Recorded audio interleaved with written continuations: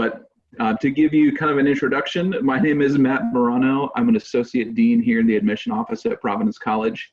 And throughout the summer, the office has been putting on a number of different webinars to kind of help people through different facets of the college admission process. So we've done things like essay workshop, how to best prepare for your college interview.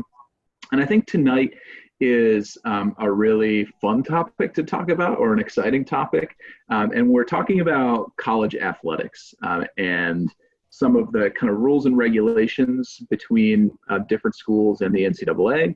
And so to kind of help shed some light on these practices and these rules, I have two of my colleagues, Joe Nicastro and Jill Karwoski here. And they're going to share a little bit about some best practices that you can do as a prospective student. Some of you might be high school counselors, which we think is great. Hopefully this will be informative and give you some information that you can share with some of your students.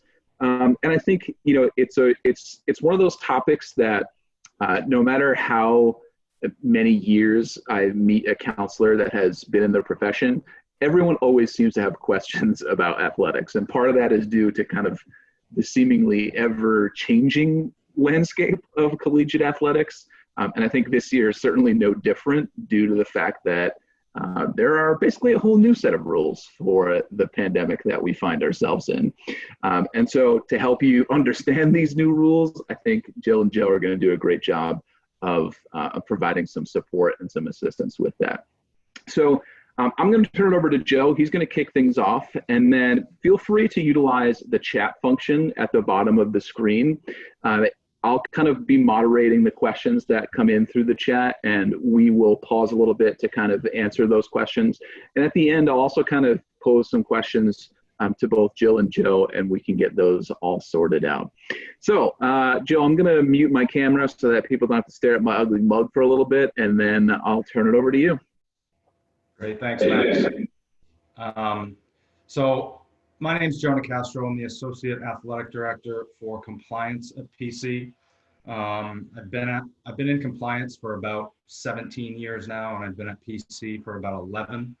And just to give you kind of a general kind of snapshot of what my job responsibilities are, basically what my role is to educate our students, our student athletes, our coaches, our staff, our parents, fans, friends of our athletic program about all the NCAA rules that our student athletes are subject to.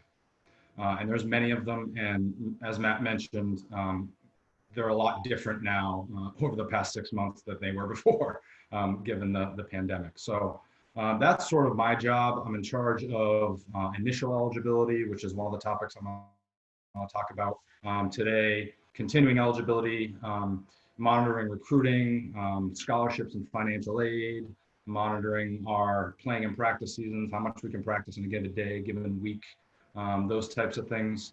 So that's sort of, you know, a general overview of my job. One of the things I also am is the liaison with admissions at PC. So I kind of act as the intermediary between our coaching staff and the admissions office and help facilitate that relationship. So there's two topics that I kind of wanted to cover today. The first is initial eligibility and the academic requirements for Division I. And then the second is just to kind of give you a breakdown of the recruiting timeline. You know, when can coaches start reaching out to you via email and text? When can they place phone calls? When can you come on an official visit to our campus? When can a coach have off-campus contact with you at a recruiting event or a tournament? So I'll kind of walk through the timing of all of that, so you've got a better sense. And I've got a couple of documents that I think will be helpful as I walk through this. So the first one for initial eligibility, I will share with you here. Let me just share my screen quickly. Okay, so here is basically a 2-page document outlining the Division I academic requirements for eligibility. And we're talking about eligibility for an athletic scholarship, eligibility to practice with your team, and eligibility to compete in games, okay? And so the requirement for Division I and Division II are slightly different, but they're somewhat similar. And Division III actually does not have an NCAA eligibility center, so there's no initial eligibility requirements for Division III. You just need to be admitted to that school. So for Division I, as you can see, what's laid out here, and we're talking about initial eligibility, we're talking about freshmen.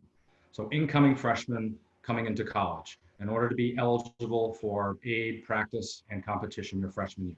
And it's based on your high school record. So the Division I requirement, as you can see here, you need 4 years of English, 3 years of math, Algebra 1 or higher, 2 years of natural or physical science, include 1 of a lab if it's offered by the high school, then 1 additional year of English, math, or science, any of these 3. So there's 10 courses right there. You need 2 social science, and then 4 any other additional courses that can be made up of any of these. It could be English, math, science, social science, foreign language. Some schools have some religion courses that are approved as core courses, but those additional can be any of these plus a foreign language.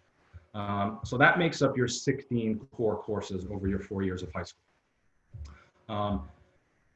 If you have those 16 courses, many people have more than 16. It's based on your best 16 to calculate your core GPA across those 16. So once you meet those 16, the NCAA calculates your core GPA based on those 16 courses. And then, depending on what your core GPA is, and I'll scroll down here to test scores, depending on what your core GPA across those 16 core courses ends up being, there's a corresponding SAT or ACT sum score that you need to meet. This is called the sliding scale. So if you have a 3.3 GPA in high school, all you need is a 550 on your SAT or a 44 ACT sum. And what the ACT sum means is it's not your composite score, it's the sum of the 4 components of the ACT, okay? So that is what is required to be a Division I qualifier. You've got your 16 core, and it's got to meet the sliding scale with your SAT or ACT. One additional requirement in order to be a full qualifier is that prior to, and it's listed right here, prior to your 7th full-time semester, which is in most cases the start of your senior year. So basically, freshman, sophomore, and junior year, you need to have 10 of those 16 core, and 7 of those 10 must be English, math, and science. So what the intent there, and that rule was put in probably 3 or 4 years ago. The intent there is to not have kids, earn, 8 or 9 core courses towards their 16, their senior year, to make sure that they have a natural progression through high school to meet that 16. And then the last requirement is obviously they need to graduate from high school in order to be a full qualifier, okay? If they meet all those requirements, full qualifier, they can get an athletic scholarship, they can practice, and they can compete. Now there's basically 3 qualification status. There's the full qualifier, then there's something called an academic redshirt. What an academic redshirt means, and I'll just scroll down so you can sort of see it here. If you're in this area, you are an academic redshirt. You can see that's below at 2.3. So if you meet all of your 16 core courses, you've got that, and your GPA is between a 2.0 and a 2.3, and you meet the sliding scale with the corresponding SAT score, you fall in the academic redshirt category. And what that means is you can receive an athletic scholarship, you can practice with your team, but you cannot compete for 1 full academic year. So it's essentially you're redshirting that year, but you can get a scholarship, you can practice with your team, but you can't compete your freshman year. However, you don't lose a year of eligibility. So in Division I, you have 4 years of eligibility. You have 5 years to complete those 4 years of eligibility. It's called your 5-year clock. So if you're an academic redshirt, your first year, you're not competing, but you lose the year on your clock. And so after that, you would have 4 years of eligibility and 4 years remaining on your clock. So that's the second. And then the third is a non-qualifier, which is kind of highlighted down here. A non-qualifier means you don't meet the full qualifier or the academic redshirt requirements. And what that means at most institutions, and at Providence, because we're in the Big East, it's a little bit different. But what that means at most institutions is that you can go to that institution, but you can't receive aid, you can't practice, and you cannot compete for one full academic year to fulfill that non-qualifier requirement. But then after that, you would have 4 years of eligibility and 4 years left on your clock, similar to an academic redshirt. Now, the way the Big East is different is we have what's called a non-qualifier policy. So if you're a non-qualifier out of high school, you can't compete at a Big East school in any sport. Now, the way to get around that is to file a waiver with the NCAA. So if you're a non-qualifier out of high school, there's always an initial eligibility waiver option that you can file, that your institution can file with the NCAA. And they approve those in 3 different ways. Or I guess in 2 different ways, and they could straight deny it. So the worst case scenario is you get denied an initial eligibility waiver by the NCAA. The second option is you would receive a partial waiver, which may allow you to just receive athletic aid and not practice and compete. Or you could receive athletic aid and practice, but not competition. Or best case scenario, you get a full approval and you get all 3. You get aid, practice, and competition. And there's various ways to get an initial eligibility waiver. There's lots of different mitigating circumstances that you can cite in an initial eligibility waiver. Perhaps there's an education impacting disability. Perhaps there was a family illness. Extreme kind of mitigating circumstances will warrant initial eligibility waivers. And over my career, I've filed probably dozens of them. So if you end up being a non-qualifier at high school, it's not like you have no chance of participating in Division I athletics. A couple of things for you to be aware of, some of this is more for high school counselors, but it is applicable to prospective student athletes too.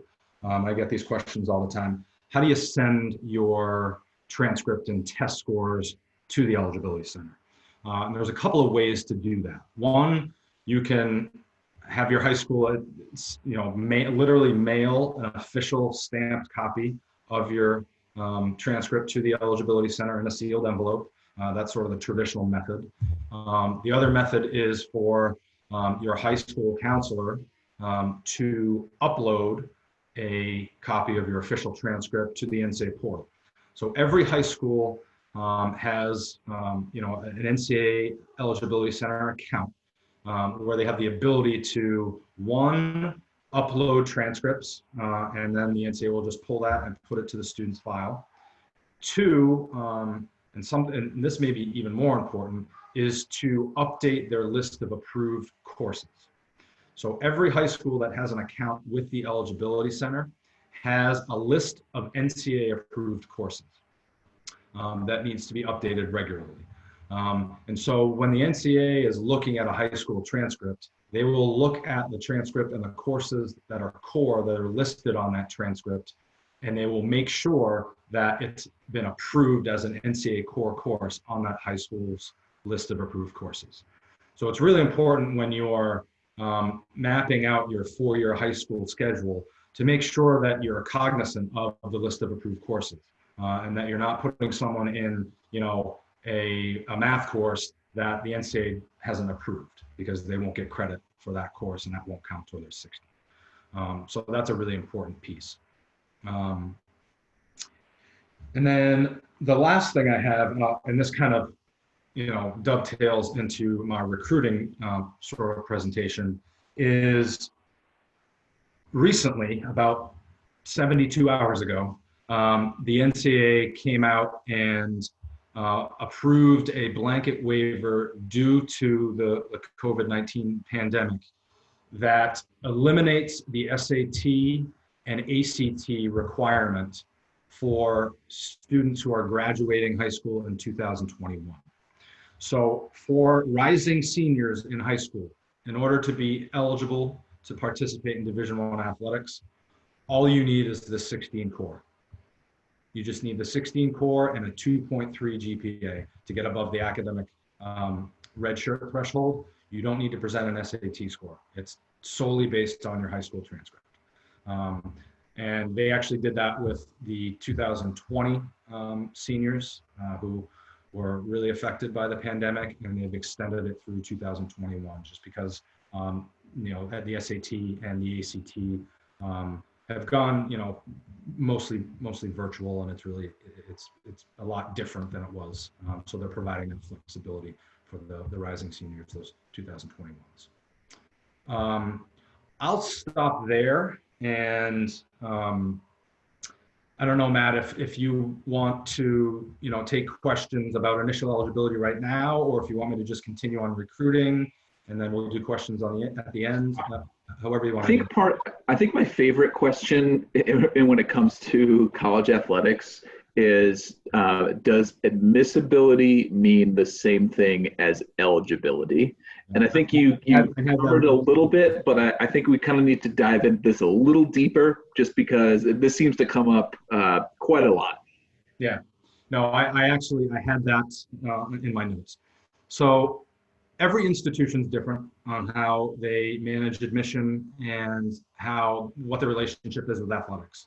I think we're really lucky that we have a terrific relationship with our admission office. We're good teammates who work really well together. And to answer your question very simply, this could differ from institution to institution, but at Providence, eligibility does not equal admissibility.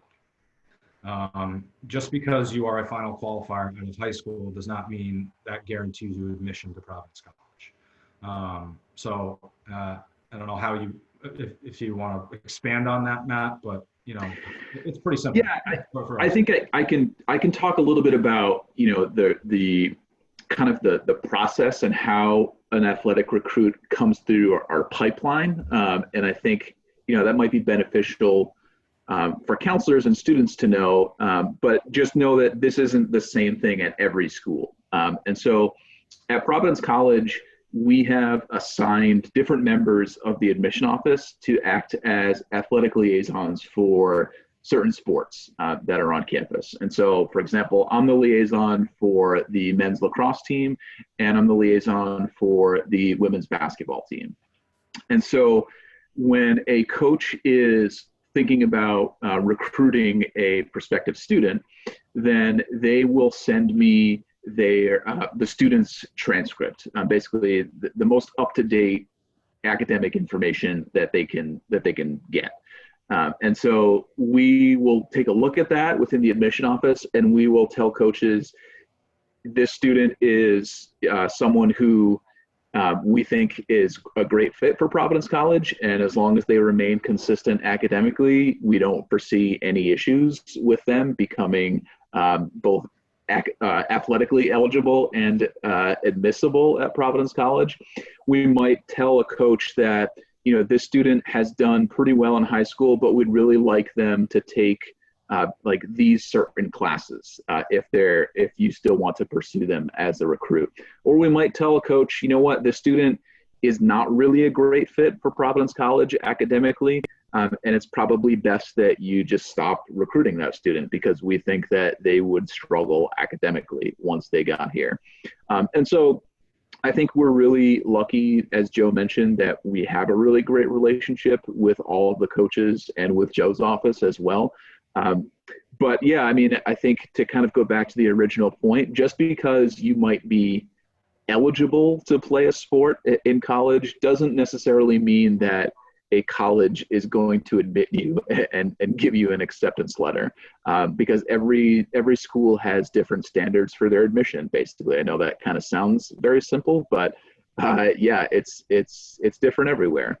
And so I think as important as knowing the eligibility thresholds and requirements are, I still think that you need to do some research as to the schools that you might be interested in attending and get a sense for what their admission office is like and what their requirements are like too. So yeah, that's always my favorite question when it comes to recruiting athletes. And I get it from parents, I get it from students, I get it from counselors. So I think that's a good one to tackle. Great. Okay. So I think I don't have any questions in the chat just yet. So Joe, do you want to continue with the recruitment activity chart? I think that's definitely a good resource for people. Sure. Absolutely. So the next thing I'll talk about is kind of the timeline for recruiting at the Division I level. And this has changed, and Jill can speak to this too, quite a bit over the last 2 or 3 years. And as you can see on this chart, every sport is, well, not every sport, but many sports are treated differently. So this sort of lays out the first opportunity for recruiting activity where coaches and prospective student athletes can communicate and sort of engage in that recruitment. One thing I will mention at the onset of this is there are, throughout the academic year, there are certain recruiting periods, and depending on the sport, they're during different times of the year. So one thing that's timely right now is we're currently in what's called a recruiting dead period at the Division I level for all sports.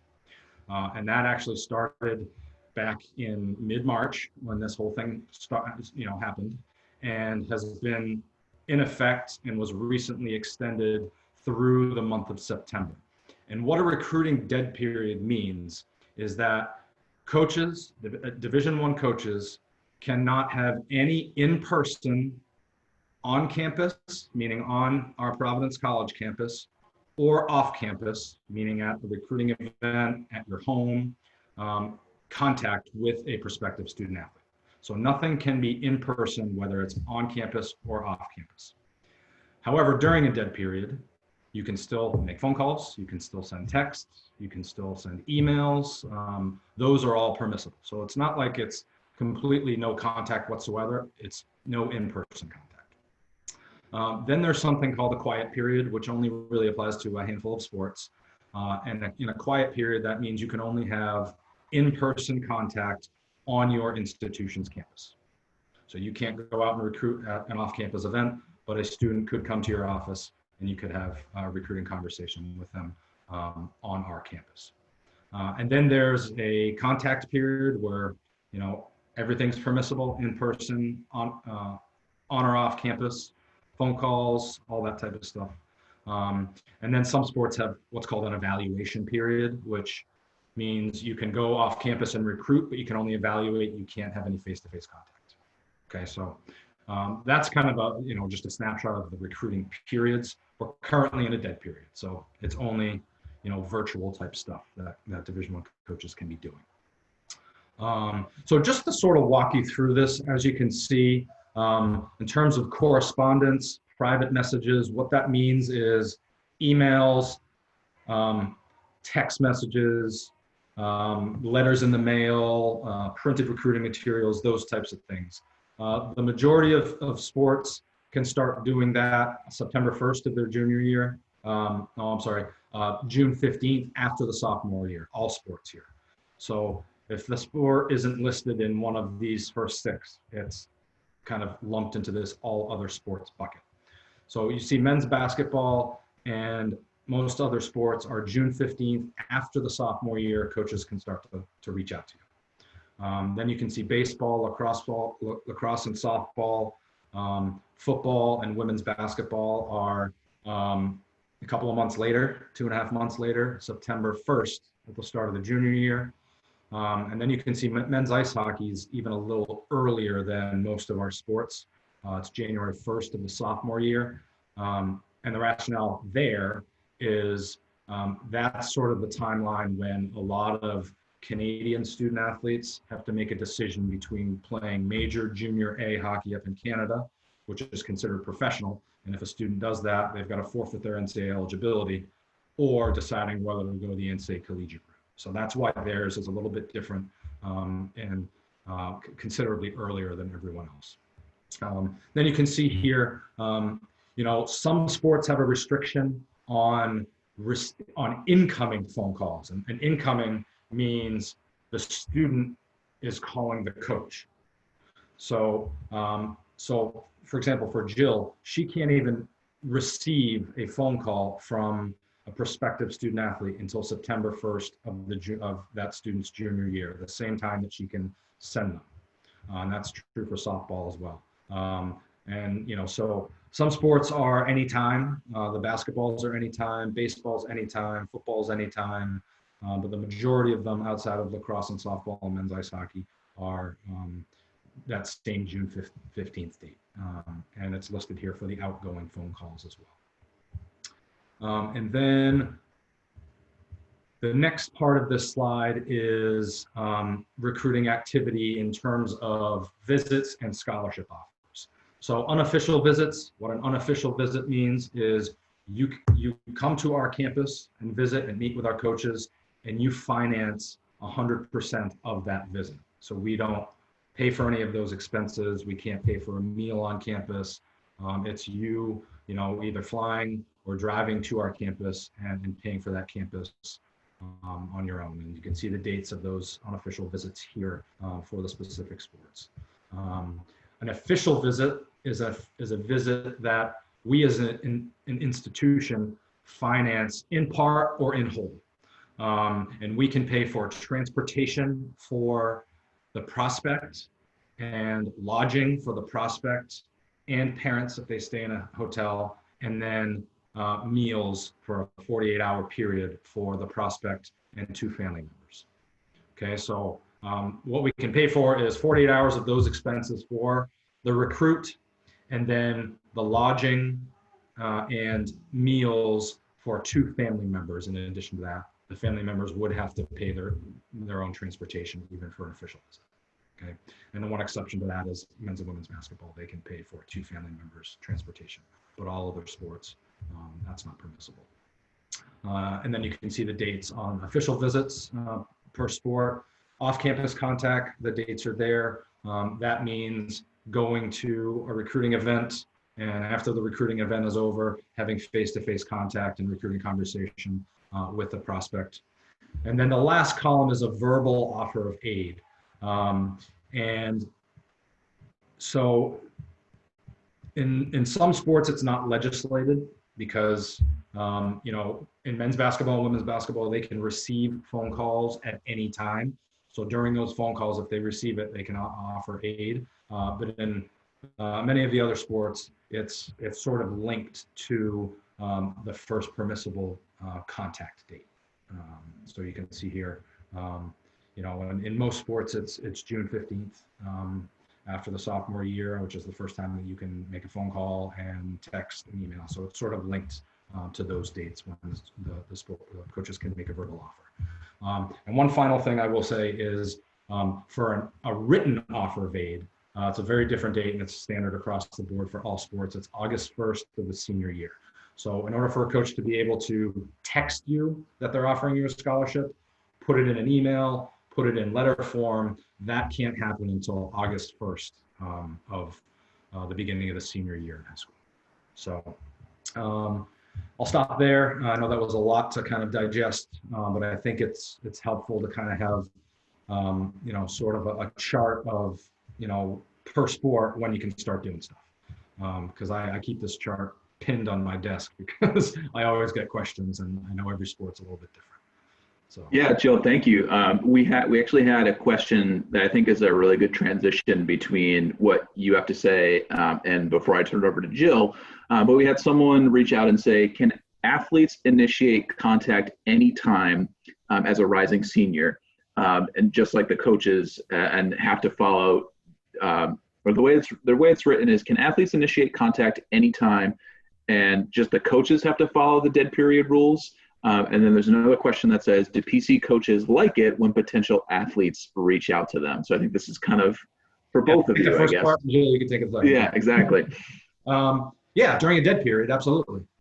The coaches can reach out via text, phone, email. It's just, there's just no in-person contact.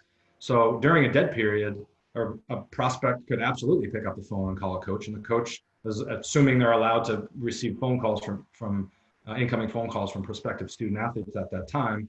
Sure, absolutely. But in this example, for a rising senior, everyone can receive phone calls from a rising senior. So absolutely, you can reach out to coaches during this time. Good question.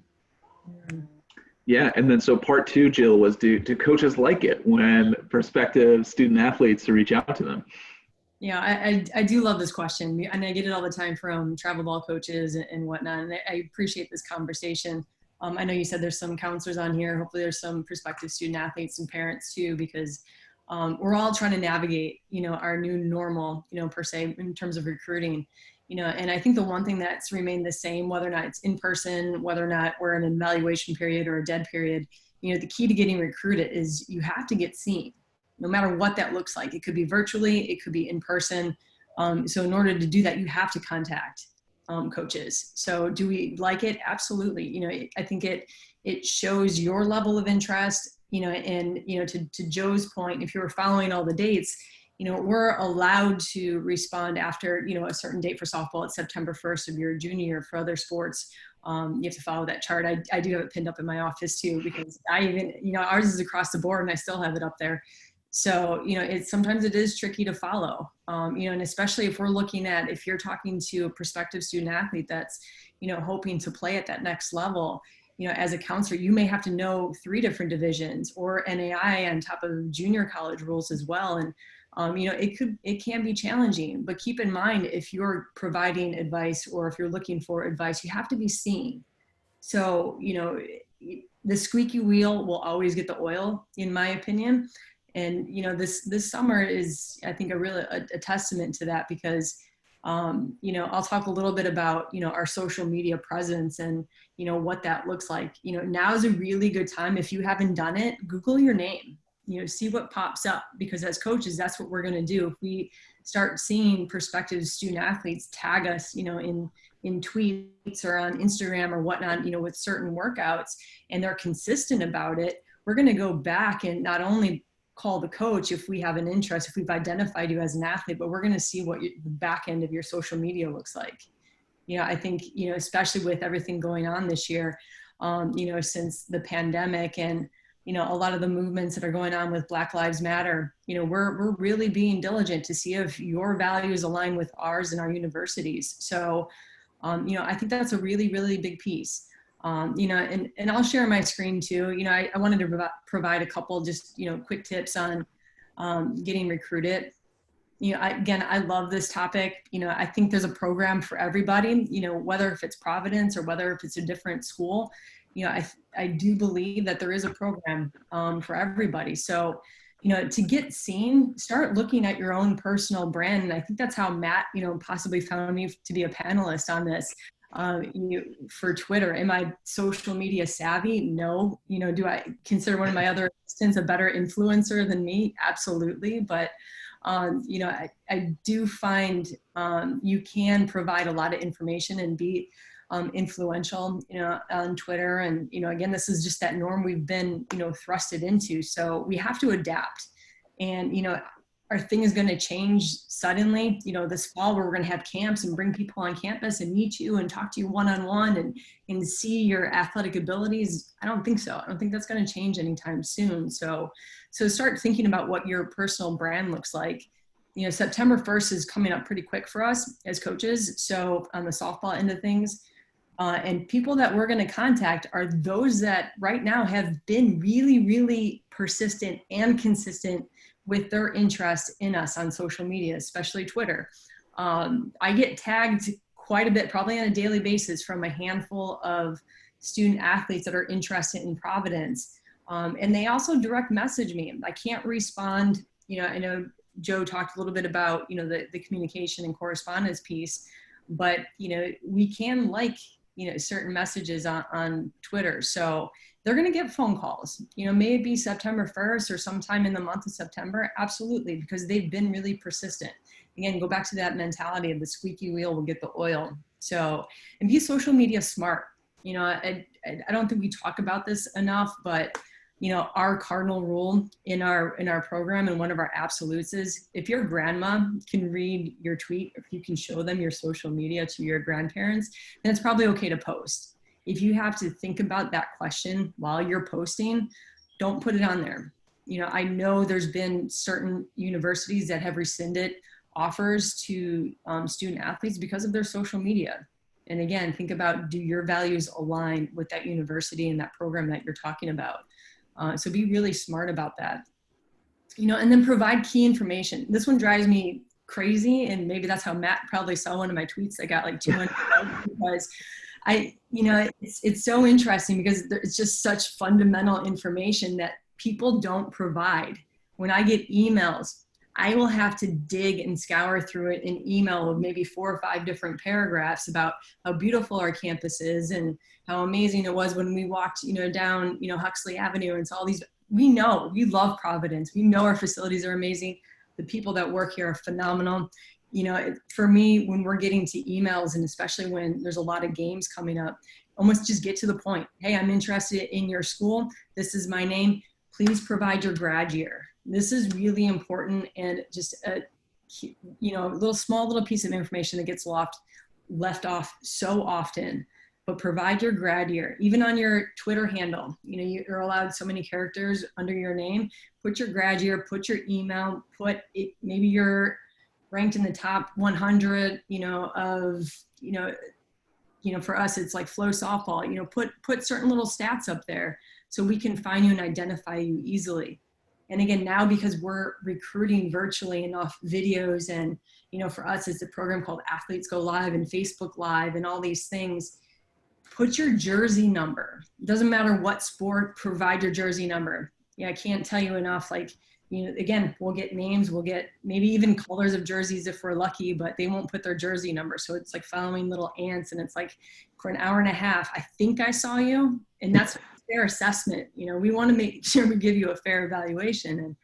And again, I don't think this is going to change anytime soon. So the more specific you are, please do that. And then going back to, some of the things that Joe was talking about, your GPA, and if you were able to take the test score, even if the PSAT, before COVID happened, put that just so we have a general idea, and I think Matt will probably talk about it a little bit, but, we want our student athletes to succeed. We don't want to set them up for 4 years of struggle. Now, do we have the, enough resources to probably help a lot of student athletes? Yeah, but we also are a very high academic school too. So understand the different schools that you're looking at, and the value of your degree. So those are a few little things that hopefully I can provide for you. And I'm certainly happy to answer more questions on the social media front, or how to get in front of coaches virtually. Again, it's just being consistent and really, really persistent with your message. If you want to, you can follow me on Twitter. You can see even just what some of these student athletes are doing. They're posting little videos of, their workouts, whether or not they're just doing a little agility ladder, at, some they're saying 4 a.m., maybe it's 8 a.m., who knows, but, we have to believe them. That's the beauty of social media. It's our reality right now. So if you're doing those things, or if you're providing, some information to prospective student athletes that they're coming to, and be like, I haven't heard from a coach, ask them, what did you email them? They may say yes once, maybe at the beginning of the summer with your entire summer schedule. That one email is probably not going to get you a look, because understand that we're getting dozens of emails probably on a daily basis. So, as different things come up, or as things change with you or your student athlete, keep sending emails to the coaches, because what I do, I know this is how I stay organized, and I'm sure many coaches do this, is we just create folders. If there's a certain tournament, we're going to probably put you in there. If a certain grad year, if there's a certain GPA, or certain position. So, as things get updated, your skills videos, whatnot, keep emails coming, keep, the tweets and things coming. So yes, we do like to be contacted, going back to that original question. So again, happy to answer more questions, but I think this is just a basic preview on, really just how to get recruited. I'll piggyback on your grad date comment, just because I'm the rules guy. Like, you don't know if someone doesn't give their grad date, you don't know if they're a freshman or if they're a senior. So how can you pick up the phone and give that person a call if you don't know if you're allowed to? So I second the grad year, that's very important. Yeah, to that point, I did receive an email from a 2026. So that's how early these emails are starting. And, even the ones that are coming in as the 24s, we'll send them a questionnaire. And to be honest with you, if you come to our camp, that's awesome. We can chat there, but, we're going to wait, probably a good 2 years before we, have another conversation. So please, make sure you highlight that, next to your name. I love it when it's in your email. Sometimes, we'll put like Joe Nicastro 2022 at Gmail, like, make sure that that's part of your brand. Again, it's something that we have to own, and it's something that helps us as coaches, abide by the NCAA. These rules keep changing. I know that, for the NFCA, we were talking about pushing the contact period and doing all these things to maneuver around COVID. And, we're sticking with September 1st, and it is what it is. So if you got recruited virtually, you're going to get a phone call, and if not, you have to do a little bit more. And it's okay if you don't get that call September 1st. Just know that the reason why you're not is just, again, you're not getting seen. You have to get seen to get recruited.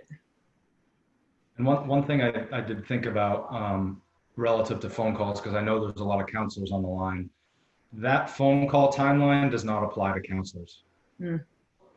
Academic counselors at high schools can pick up the phone and call a coach or a compliance office or an admission office if they have eligibility questions, if they have recruiting questions.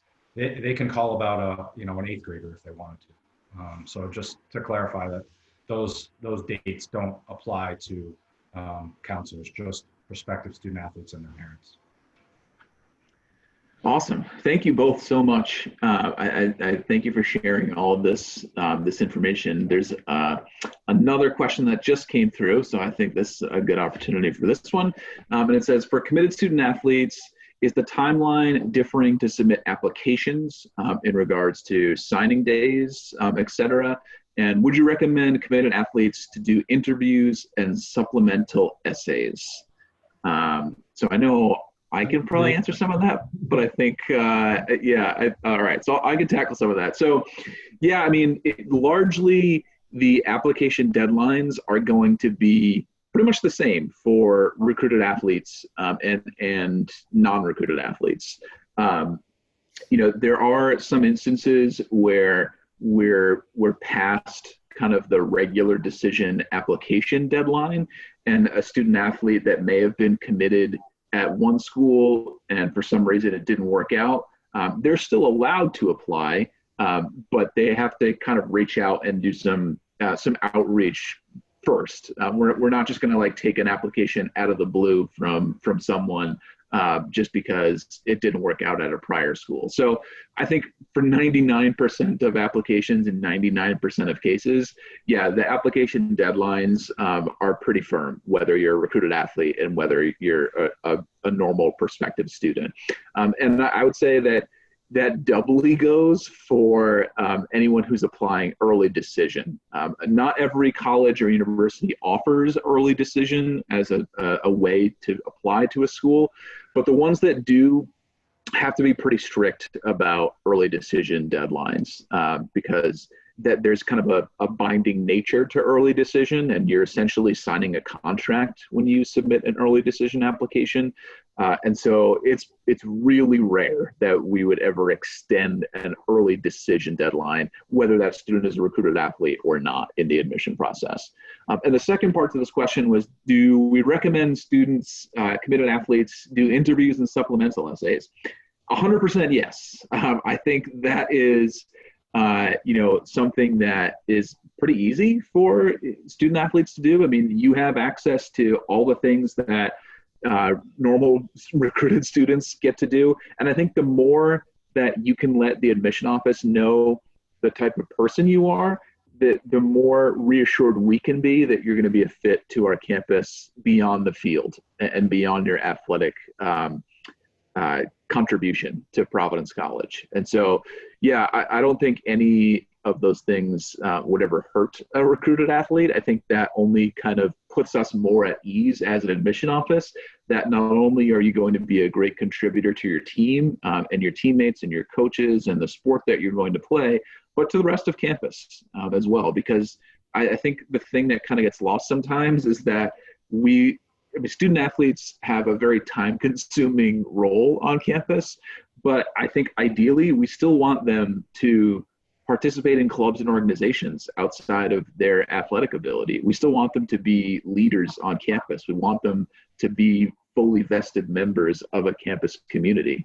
And so, the coach can definitely vouch for your fit athletically, but yeah, I think we would definitely like to get a sense of who you are as a person and how you're going to fit on campus as well. So definitely take advantage of all those extra supplemental things that are in the common application.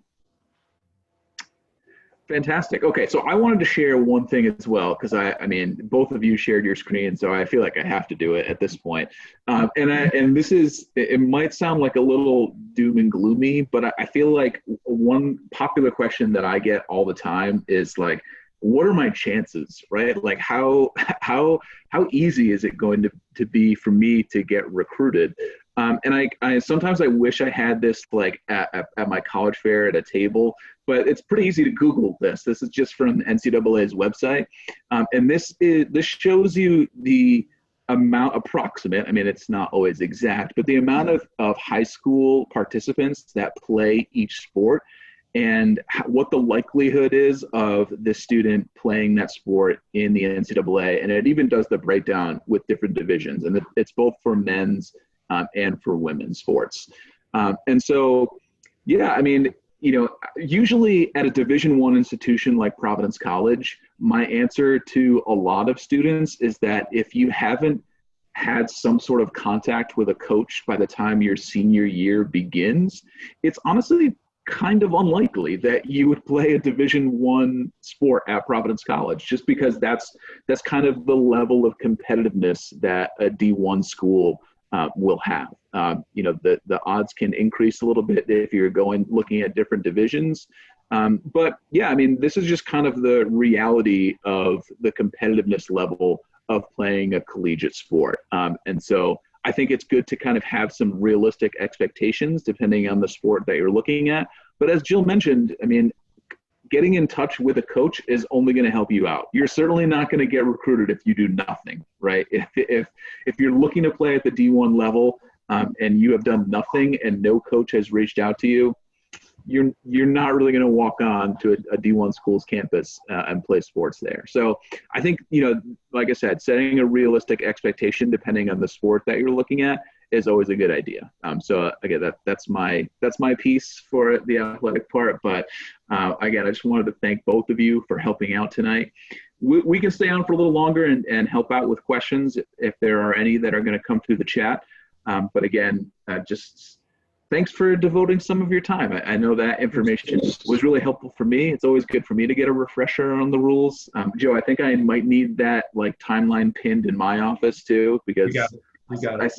I seem to like go through a bunch of stuff on my cork board in my office, and I think I need a new set for those dates on there. So yeah, send that along when you can. Will do. Perfect. Okay, everyone. Thanks a lot. Have a good rest of your summer. Stay healthy out there and go Friars.